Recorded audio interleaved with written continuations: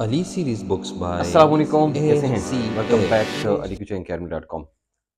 आज हम general gas equation की बात करेंगे और आर की वैल्यू की भी बात करेंगे। दो जो जनरल गैस कांस्टेंट है, इसके कांस्टेंट और इक्वेशन, इन दोनों की हम बात करेंगे। एनीवेज, हम डिराइव करेंगे इसको from the combination of three laws which are Boyle's law, Charles law and Avogadro's law. ये तीनों हमने पढ़े हैं, इसमें कुछ छोड़ा हमने नहीं है, डिटेल में हमने पढ़े हैं। तो जहाँ जहाँ तक जरूरत है वहाँ तक हमने पढ़ा है।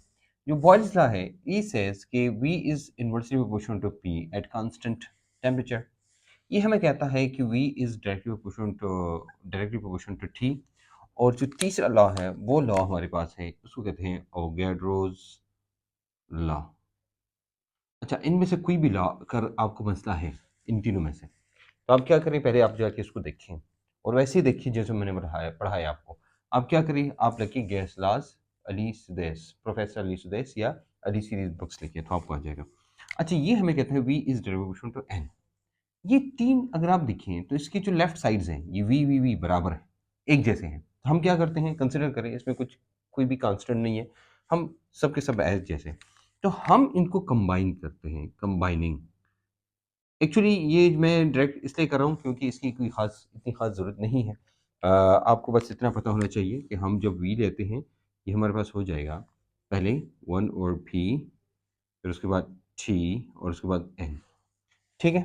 अब अगर मैं इसको लिखना चाहूँ तो ये बन जाएगा क्या, ये हो जाएगा v इज इक्वल टू, या v is proportional to N T divide by P. या इसको मैं लिख सकता हूँ v is equal to R N T divide by P. ये हो गया। या मैं ऐसे भी कर सकता हूँ, दोनों साइड्स को p से मल्टीप्लाई करूँ तो ये हमारे पास हो जाएगा P V is equal to N R T. ये हमारे पास आया, ये वाला। ठीक है, कि P V is equal to N R T, ये हमारे पास एन आर टी आया। ये इसको कहते हैं जनरल गैस इक्वेशन। ये नहीं है, ये हमारे पास जनरल गैस इक्वेशन है और ये बहुत ही आसान है, इसमें कोई मुश्किल नहीं है, जनरल गैस इक्वेशन। अच्छा, अगर आप कहते हैं सर मैं ड्राइव नहीं करना चाहता हूँ, दैट्स ओके, नो मसला, नो प्रॉब्लम। आपको P V is equal to N R T जो है, ये आपको याद होना चाहिए। You must remember this, P V is equal to N R T. अच्छा, P V in R T is equal to N R T is actually the derivation of this the general gas equation, जो कि हम इस तरह कर सकते हैं।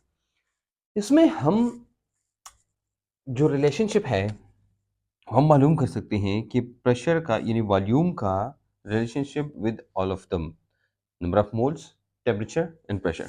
One mole के लिए हम लेंगे इसको एन वन हो जाएगा, तो ये हो जाएगा हमारे पास P V is equal to R T. ठीक है। अब मैं आर को इधर छोड़ूंगा, टी को इधर लाऊंगा, तो ये टी इधर हो जाएगा, ये टी इधर, ये खत्म हो जाएगा। तो इसको मैं ऐसे भी लिख सकता हूँ, P one V one divide by T one is equal to P two V two divide by T two. ये इन्हें अगर जैसे हम बॉयल्स लॉ और चार्ल्स लॉ को ऐसे लिख रहे थे कि अगर प्रेशर को ज़्यादा हो जाए, प्रेशर ज़्यादा हो जाए, वॉल्यूम ज़्यादा हो जाए, टेम्परेचर हो जाए ज़्यादा हो जाए, तो क्या होगा, तो असल में हमारे पास हम ये इसको ऐसे लिख सकते हैं। यू अंडरस्टैंड, इसको हम ऐसे भी लिख सकते हैं।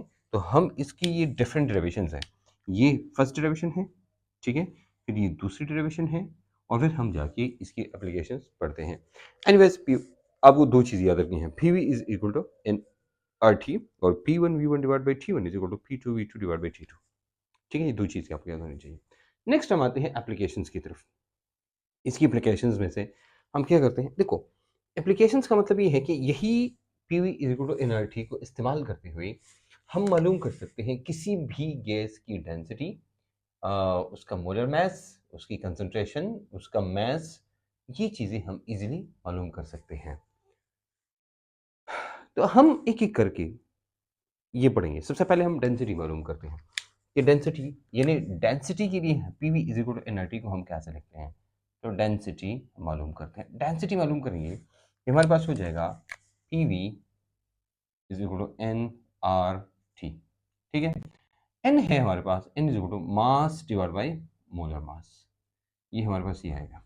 ठीक है, मैं इधर ही लगाता हूँ इसको एन की जगह, ये मेरे पास हो जाएगा, ये हो जाएगा P V is equal to m divide by capital M R T. ठीक है, अब हमें पता है डेंसिटी क्या है, तो D is equal to M by V है। हमें एम बाई वी इधर आ जाएगा, एम उधर चला जाएगा, ये हमारे पास रह जाएगा, देखो, P is equal to M by V 1/m/T। अगर मैं ऐसा करूं कि m इधर चला जाएगा तो ये हो जाएगा Pm, और RT को भी मैं इस तरफ ले जाऊं, ये हो जाएगा m/v, या इसको मैं लिख सकता हूँ dv। यानी density is equal to, prime minister ने रट्टा लगाया था और कुर्सी इसकी मिली थी। एनीवेज, तो ये हमारे पास हो गया डेंसिटी। तो ये अनदर फॉर्म ऑफ वो है, another form of general gas equation है डेंसिटी के लिए। तो d is equal to Pm divide by RT। ये हमारे पास हो गया फॉर द डेंसिटी। अब इससे हम एक और चीज़ भी मालूम कर सकते हैं जो कि m है, कैपिटल M। ये देखो, ये m हम मालूम कर सकते हैं ना। इसी से मोलर मास भी मालूम कर सकते हैं, और मास भी मालूम कर सकते हैं। मैं इसी को इक्वेशन को लिखता हूँ फॉर मोलर मास। किसी नो देखो, आपको अगर कुछ वैल्यूज दे दें और आपको दे दें तो ये वैल्यूज लो और बताओ कि ये कौन सी गैस है, तो आप इससे मालूम कर सकते हैं। देखो, मैं ये इक्वेशन दोबारा लिखता हूँ इधर। ये मेरे पास इक्वेशन है P इज इक्वल टू, या बल्कि मैं ये वाला लिखता हूँ ऊपर वाला। हमारे पास है PV इज इक्वल टू, हमें मोलर मास चाहिए m/m और RT। अगर मैं दोनों साइड्स को कैपिटल M से मल्टीप्लाई करूँ, तो वैसे मैं डायरेक्ट भी कर सकता हूँ, लेकिन आपको समझाने के लिए मैं कह रहा हूँ कि m इज इक्वल टू, ये PV को मैं उस तरफ ले जाऊँगा, ये हो जाएगा m/RT डिवाइड बाई PV। ये हमारे पास आ गया मोलर मास का। अब गौर से देखिएगा, ये मोलर मास है जिसको हम इधर ला सकते हैं और ये हमें देगा। देखो, आपको वैल्यू अगर दे देना, अगर मास दे दे कि कोई गैस है और उसका मास इतना है और उसका टेम्परेचर इतना है, उसका वॉल्यूम इतना है और इसका प्रेशर इतना है, बताओ कि उसका मोलर मास क्या होगा। बस मोलर या मॉलिक्यूलर मास है लेकिन मास नहीं है। मास, हम मास मालूम करते हैं भाई इसका मास क्या है। हम इसी इक्वेशन को लेंगे और हम क्या करेंगे, इससे ये m, स्मॉल m जो है इसको अलग करेंगे। m इज इक्वल टू, ये हो जाएगा PVm डिवाइड बाई RT। ये हमारे पास equation I and it tells about the mass, molar mass. Molecular mass, a molecular mass में लिखता हूँ, molecular mass actually, molecular mass and density. देखो, ये एक ही रिलेशन है, आपसे तीन चीजें मालूम की, डेंसिटी भी, मॉलिक्यूलर मास भी और मास भी। ठीक है, अब आते हैं जनाब, ये तो हो गया ये वाला। हम इससे कंसंट्रेशन भी मालूम कर सकते हैं। और आपको पता है भाई कंसंट्रेशन हम किसे कहते हैं, मोल पर डीएम क्यूब। मतलब मोल किसे कहते हैं, एन को, ये एन है, यानी एन, एन और डीएम क्यूब क्या है, V, N by V. N by V इसमें ढूंढे हम। अगर P V is equal to N R T की बात करें ना, P V is equal to N R T की बात करें, तो हम ऐसा करेंगे, ये जो एन है और वी है, तो मैं इसको दूसरी तरफ लाता हूँ, ये हो जाएगा एन बाई वी और आर टी। तो आर टी को मैं इस तरफ ले जाऊंगा, ये हो जाएगा आर टी, सॉरी, ये हो जाएगा P divide by R T is equal to, N by V क्या होता है, C, यानी कंसंट्रेशन। तो हम कंसंट्रेशन भी मालूम कर सकते हैं इसे P divide by R T के थ्रू। ये हमारे पास हो गई मुख्तलिफ। ये देखो, ये हमारे पास पहली पहली जनरल गैस इक्वेशन, ये दूसरी, फिर उसके बाद ये हमारे पास आ गई तीसरी फॉर द डेंसिटी, ये फिर हमारे पास आई चौथी फॉर द मॉलिक्यूलर मास, ये हमारे पास आई पांचवी फॉर द मास, फिर उसके बाद ये आई फिर for the concentration of the gas. किसी भी गैस की कंसंट्रेशन मालूम करने के लिए आप ये करेंगे। अब आते हैं जनाब, ये तो हो गया हमारे पास ये वाला। अब हमारे पास डिफरेंट चीज, डिफरेंट जो रिलेशंस है जो आप मालूम कर सकते हैं इससे। अब जो नेक्स्ट सबसे इंपॉर्टेंट एक और है जिसमें ज़्यादातर आपको रट्टा लगाना पड़ेगा, और वो है द वैल्यू ऑफ आर। ये जो हमारे पास हम ये लिखते हैं, ये जो हम लिखते हैं ना, P V is equal to N R T, ये जो हमने लिखा ना, ये जो हमने लिखा P V is equal to N R T, तो हम लिखेंगे आर को छोड़ेंगे इधर और ये बन जाएगा R is equal to P V divide by N T. ये नहीं है, ये एन, ये जो आर है, आर, ये आर को हम कहते हैं, ये इसको कहते हैं general gas constant. General gas constant इसे कहते हैं। ये हमारा जनरल गैस इक्वेशन है, ये पूरी जनरल गैस इक्वेशन है, जनरल गैस है, लेकिन ये जो उनके आइडियल गैसेस के लिए इस्तेमाल करते हैं, इसलिए इसको हम कहते हैं आइडियल गैस कांस्टेंट। या इसको जनरल गैस कांस्टेंट भी कहते हैं, आइडियल गैस कांस्टेंट या जनरल गैस कांस्टेंट। क्योंकि ये जो लॉज है ये तीनों आइडियल गैसेस है। ये क्या है, आइडियल गैसेस के लिए है कि लॉज अगर गैस इस तीनों को फॉलो करे तो हम कहते हैं इसको ideal gas.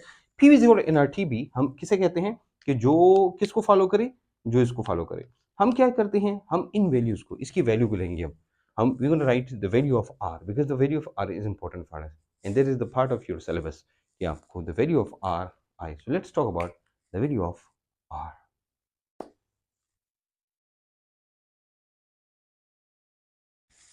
Okay, so let's talk about the value of R. R की जो वैल्यूज है ये हम मालूम करेंगे और हम इसको लिखेंगे। देखो, जनरल गैस कांस्टेंट या आइडियल गैस कांस्टेंट को R कहते हैं और इसकी हम वैल्यूज और यूनिट्स दोनों बात करेंगे क्योंकि आपको ये वैल्यूज याद होनी चाहिए, साथ में उसकी यूनिट होनी चाहिए।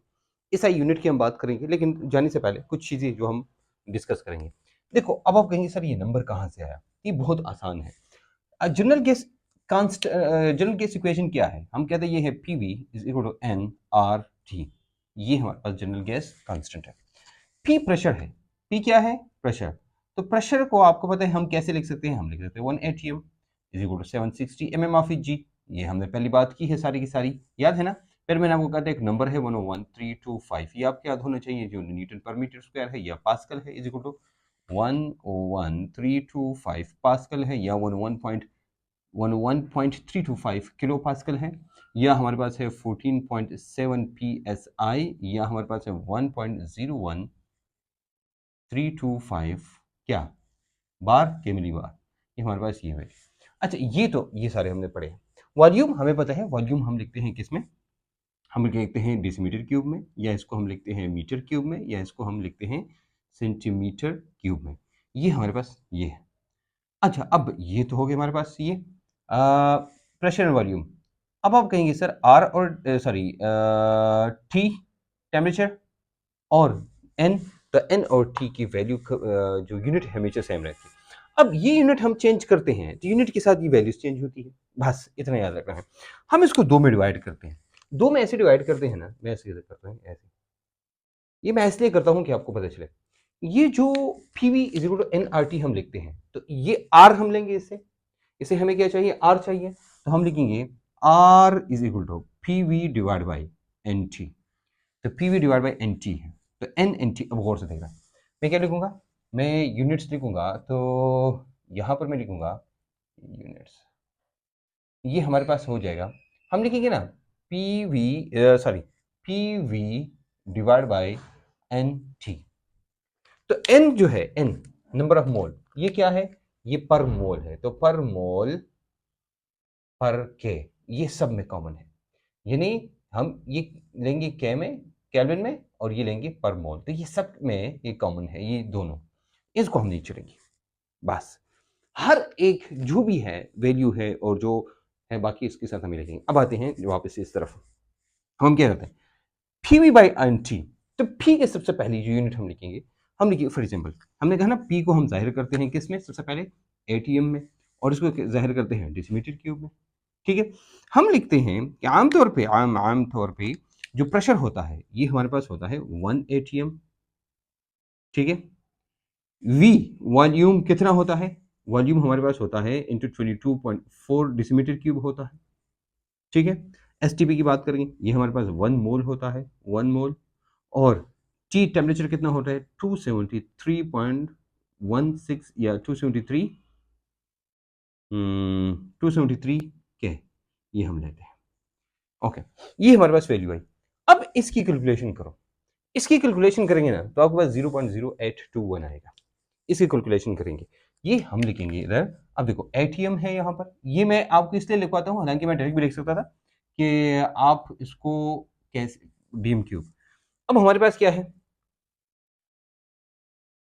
ये हमारे पास क्या है, ये डीएम क्यूब, ये हमारे पास आया एटीएम और डीएम क्यूब। अच्छा, इनको गौर से देखिएगा, हमारे पास क्या है, हमारे पास एटीएम डीएम क्यूब पर मोल फर्क है। अच्छा, अब हम एक और काम करते हैं, अगर हम इसको एमएम ऑफ जी में कन्वर्ट करें, convert this to mm of G, हम क्या करेंगे फिर, एमएम ऑफ जी की जगह हम क्या लगाएंगे, हम लगाएंगे 760 एमएम ऑफ जी।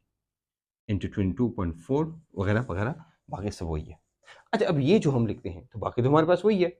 अब जब हमारे पास बाकी वही है तो सिर्फ इस 1 की बजाय हम लिखेंगे 760 mm of inch.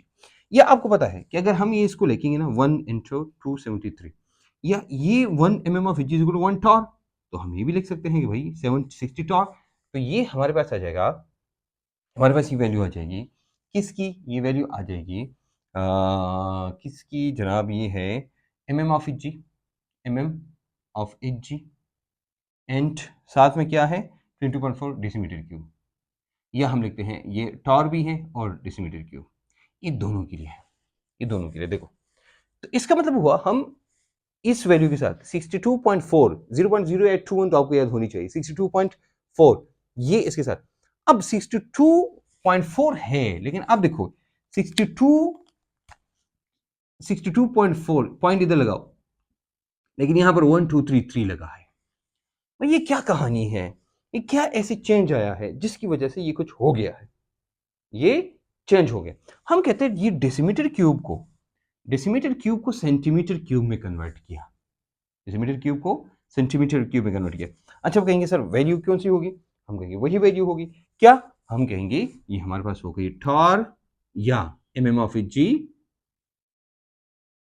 Centimetre cube, दोनों में से कोई एक पर मोल पर के। ठीक है, अब ये तो हो गया भाई हमारे पास, हमने क्या भाई हम दो चेंज करेंगे, ये चेंज नहीं करेंगे, अच्छा नीचे वाला चेंज नहीं करेंगे। अब हम आते हैं, हमारे पास एक और वैल्यू, हम कहते हैं कि हम जो पीवी है इसकी वैल्यू लिखते हैं न्यूटन मीटर। क्या लिखते हैं, आपको पता ही है, ये पहले हमने किया है। तो अगर हम इसको लिखे, ये हमारे पास आएगा, ये हमारे पास आ जाएगा न्यूटन मीटर। तो न्यूटन मीटर, अच्छा ये बाकी प्रेशर का हमने लिखा है बिल्कुल, न्यूटन पर मीटर स्क्वायर, मीटर क्यूब, ये न्यूटन मीटर इसे बन जाएगा। उसमें डिटेल में हम नहीं जाना चाहेंगे, ठीक है। अच्छा, अब न्यूटन मीटर को हम जॉल भी लिख सकते हैं, इसको नहीं है, ये न्यूटन मीटर है ना, न्यूटन मीटर पर मोल पर के, ये ऐसे मैं कहूँगा न्यूटन मीटर। तो फिर हमारे पास हो जाएगा, ये मैं न्यूटन मीटर पर मोल पर के, ठीक है। या इसको हम ये देखो जॉल भी लिखते हैं, न्यूटन मीटर को जॉल भी हम कहते हैं, जॉल पर मोल पर के, ठीक है। अच्छा, ये तो हो गया। अब भाई यहाँ पर एक और चेंज आता है, ये दो चेंजेस आपको पता होनी चाहिए। हमारे पास, हम फॉर एग्जांपल ये जॉल को कैलोरी में कन्वर्ट करते हैं, किसमें, कैलोरी में, कैलोरी। जॉल और कैलोरी का क्या रिलेशन है, तो ये जो जॉल और कैलोरी की जो रिलेशन है, ये आपको ये नंबर याद होना चाहिए, जो 4.184 है ना, ये आपको याद होना चाहिए। 4.184 यानी 1 calorie is equal to 4.184 joule, ये इसका बराबर होता है। तो जब आप यहां पर करेंगे 8.314 है जो कि जॉल में है, किस में है, जॉल में, और इसको डिवाइड करते हैं किस पर, 4.184 पे, 4.184 पे डिवाइड करेंगे, ये वैल्यू आपके पास आएगी। अब मैं कहता हूं नहीं यार, इसको हमने अर्ज में, अर्ग अर्ग जो भी है इसमें कन्वर्ट करनी है ये वैल्यू। तो हम क्या लिखेंगे, हम इस वैल्यू के साथ, जो जी वाली वैल्यू है, इसके साथ हम 10⁻⁷ लगाएंगे पर मोल पर के, ये हमारे पास वैल्यू आ जाएगी। एनीवेज, ये जो है ये आपको याद होनी चाहिए। इसमें मैं जो है ना, ये 0.0821, 62.4, 62,400, ये आपको ज़बानी याद होनी चाहिए।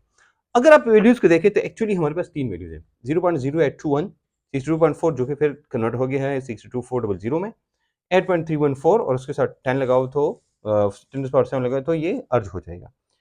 अब last question, which one is SI unit, SI unit of R. तो कभी कभी एमसीक्यू में आता है, which of the following is SI unit of R, SI unit of are.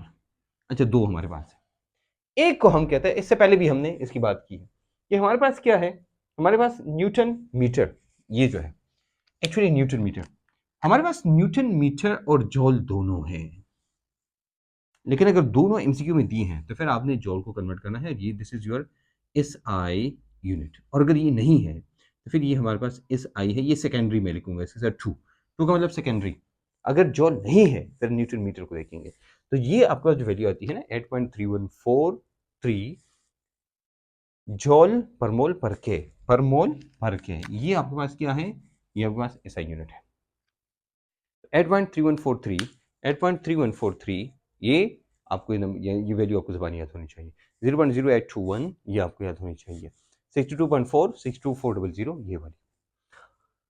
अब न्यूटन मीटर जॉल, बस ये सिर्फ आपने याद रखने हैं, बाकी तो वही कॉमन है।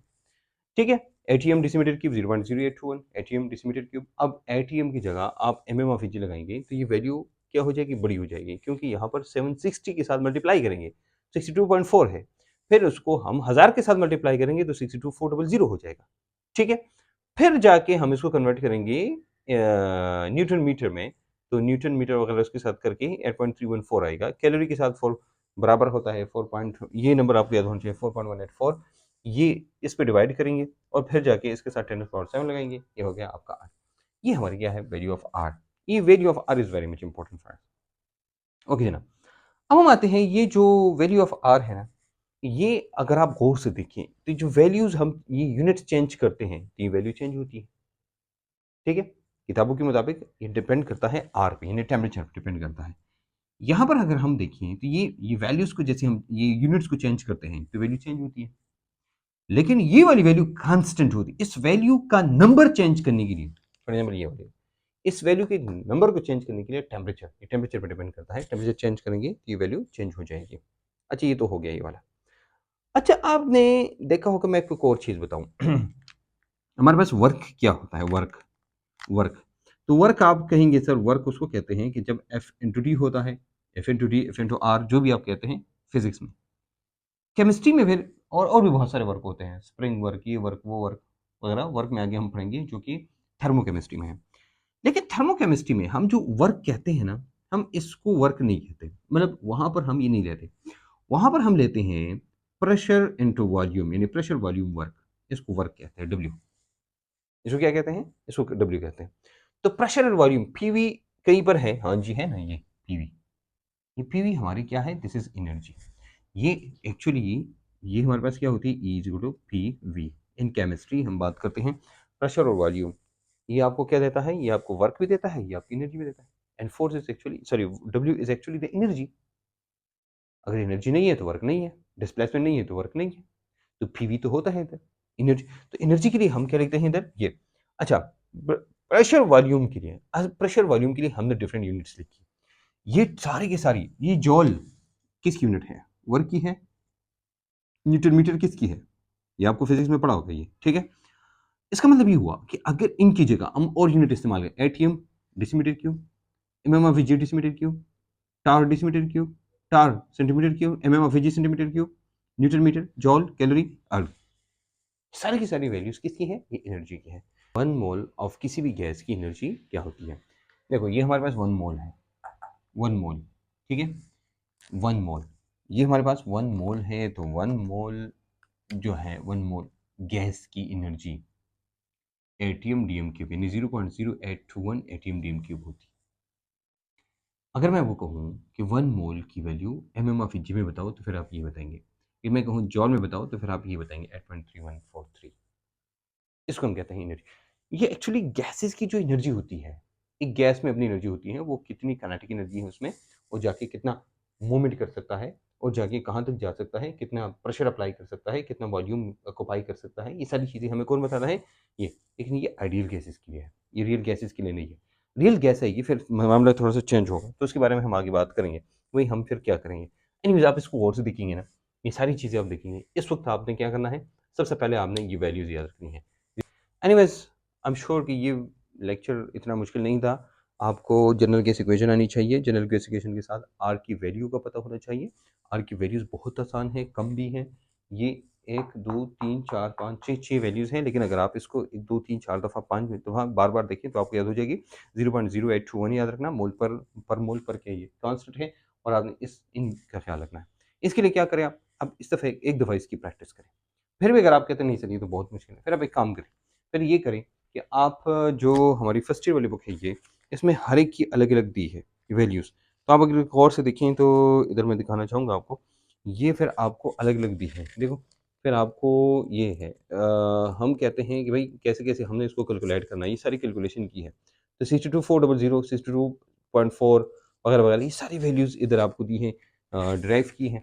आप अगर चाहें, अगर आपको कहते हैं नहीं सर मुझे डायरेक्ट नहीं, मुझे थोड़ा-सा इसको बेसिक से पढ़ना है, फिर आप ये वाली किताब ज़रूर पढ़िए, ये वाली, ठीक है? यहाँ पर ये हमने सारी दी है। ये हमने दी भी इसलिए है कि अगर आप एफएससी में हैं और आप एमडी-कैट लेवल की स्टडी करना चाहते हैं, या एफएससी में ही फर्स्ट ईयर में हैं और आप एमडी-कैट लेवल की अंडरस्टैंडिंग चाहते हैं, फिर उसके लिए आप ये पढ़ें। आई एम श्योर कि ये लेक्चर आपको अच्छा लगा होगा। alicutionacademy.com वेबसाइट पे जाइएगा, इसकी समरी लिखिएगा। समरी लिखते हुए एक तो आपकी यहाँ पर लिख जाएगा। कोई चीज़ जब आप लिखते हैं ना, ये आपके दिमाग पे लिखा जाता है, और आप अगर कहीं पर है भी और आप भूल जाते हो, तो आप दिमाग पे जब ज़ोर लगाते हैं, सबसे पहली चीज़ जो नज़र आपको वापस आपके दिमाग में आएगी, वो चीज़ जो आपने लिखी होगी। इसलिए जाके अपनी हमारी वेबसाइट पे समरी लिखिएगा। तो समरी लिखते हुए 2 फ़ायदे हैं। ये फ़ायदा नंबर 1, एक तो पूरा लेक्चर जो आपने देखा है, वो आप उधर लिख सकते हैं और आपको याद होगा। दूसरी बात है कि बाद में जब आप याद करेंगे ना, तो और तीसरी बात ये है कि आप 20,000 रुपए तक की जी सकते हैं। मिलेंगे इंशाल्लाह एक नई वीडियो के साथ, नई कंसेप्ट और नई आइडियाज़ के साथ। इजाज़त दीजिए। अल्लाह